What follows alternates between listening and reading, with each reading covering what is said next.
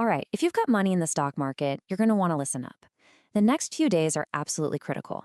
The Federal Reserve's on the verge of making a decision that could send some serious shockwaves through your portfolio by the end of the year. So let's break down exactly what's going on and what it could mean for your money. So here's the billion-dollar question, right? Is this holiday season going to deliver a massive rally? I mean, that's what every investor is hoping for.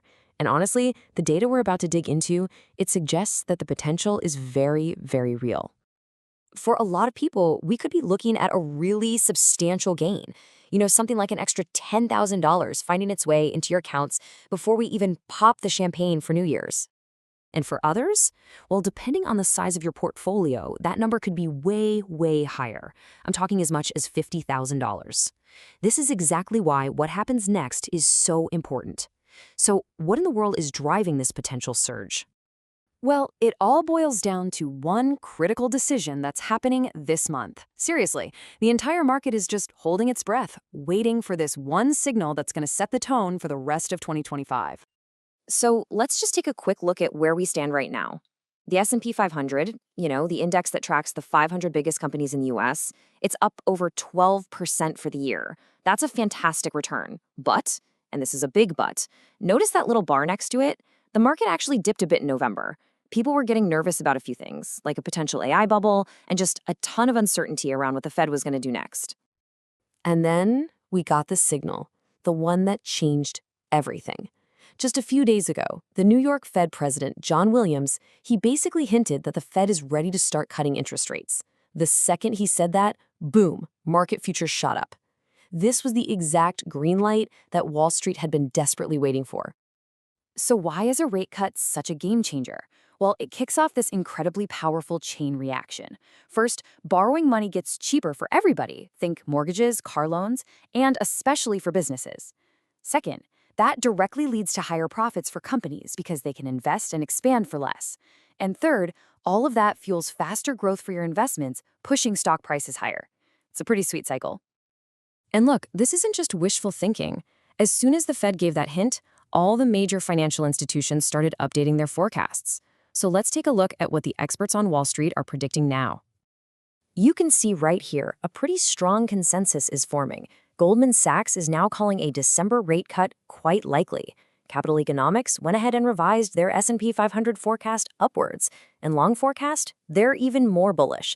They're predicting the index could blast past 7,100 by the end of the month. It's clear the experts are all pointing in the same direction, up. And if you need a little more evidence, check out this powerhouse statistic. Over the last 63 years, the S&P 500 has finished the last few weeks of the year in positive territory 95% of the time. We're talking about a well-documented, powerful pattern of seasonal strength. History is definitely on our side here. Okay, so that's a lot of data, a lot of expert opinion. What does it mean for you? What do you actually do about it? Well, it really boils down to a clear, simple, two-step action plan to get your portfolio ready for what could be coming. The first move is all about one thing, timing. The Fed is set to make its official announcement on December 10th. The absolute smartest thing to do is to have your portfolio positioned before that happens. You don't want to be reacting after the market has already made its big move. So what does that rebalancing actually look like? Well, a few things to consider. First, think about putting some of that cash you have on the sidelines to work in large cap stocks to catch the broad market wave. Second, maybe it's time to trim some of those high-flying tech stocks and rotate that money into more defensive sectors like healthcare and materials. They tend to be more stable. And finally, you probably want to hold on to your dividend stocks. Those steady payouts get even more attractive when interest rates are falling. All right, move number 2. This is all about discipline. It's so easy to get greedy when a rally takes off, right? But having a plan protects you from your own emotions. You need to decide your exit points, when you'll take profits, and when you'll cut losses before the rally even starts. Here's a simple framework to think about. You could set a profit target of, say, 10%. If the market hits it, you sell 25% of your position and lock in those gains. On the flip side, you could set a 5% stop loss. If things drop that much, you sell another 25% to protect your capital. And the other half, you can let it ride through the end of the year to catch any more of that classic holiday rally. Now, of course, nothing is ever a guarantee. So we have to be smart and talk about the two biggest risks that are on everyone's mind, that AI bubble and the chance that the Fed, changes its mind and doesn't cut rates after all. Let's tackle that AI bubble risk first. It's true, some tech stocks seem like they're priced for perfection, but just look at this chart. The technology sector is just one of 11 sectors that make up the S&P 500.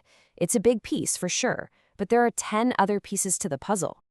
And this is exactly why diversification is your best friend. It's so critical, because even if the tech sector takes a hit, those other 10 sectors, everything from healthcare to financials to industrials, they can act as a powerful buffer and help offset any of those potential losses. This is literally your built-in defense system. Okay, so what about the other risk? What if the Fed doesn't cut? Well, according to the CME FedWatch tool, which basically tracks what traders are betting on, the market is pricing in a 75.5% probability of a rate cut.